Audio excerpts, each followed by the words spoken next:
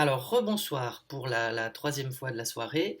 Alors, il y a une chose, je me rends compte que je n'ai pas encore redit, enfin parce que je l'avais dit l'année dernière, mais que je n'ai pas encore dit cette année, c'est qu'en fait, pour ceux qui ne le savent pas, je suis narbonnais. Et si je vous dis ça, c'est parce que la première semaine de juin, je vais revenir avec un spectacle qui s'appelle Une vie d'acteur.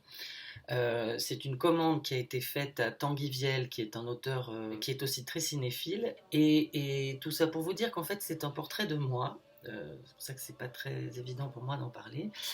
Mais on va dire vu par le filtre d'un acteur. Parce qu'en fait, moi, si j'ai voulu être acteur, c'est à cause du cinéma, et particulièrement Tootsie, que j'ai vu à 11 ans, le jour de l'inauguration du Vox, qui était une salle unique, et qui là devenait en 83 le premier multiplex de la ville de Narbonne, où enfin on pouvait voir les films en sortie nationale.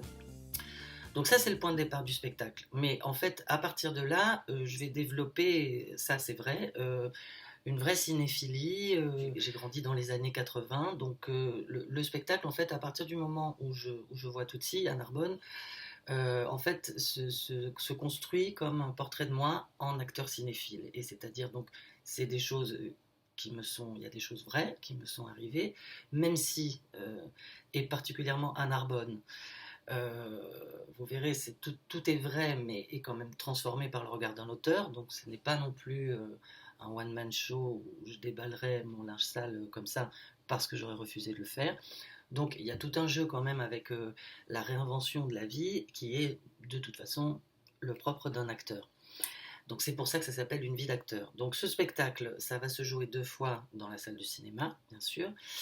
Et donc on a imaginé avec Marion et toute l'équipe du théâtre de faire en fait une semaine autour de ce spectacle et donc des films euh, qui ont constitué un peu toute mon enfance, mon adolescence. Donc on va faire une semaine très années 80, à commencer par Les Dents de la Mer, qui sera en amont du spectacle, enfin en premier, qui sera diffusé à la piscine.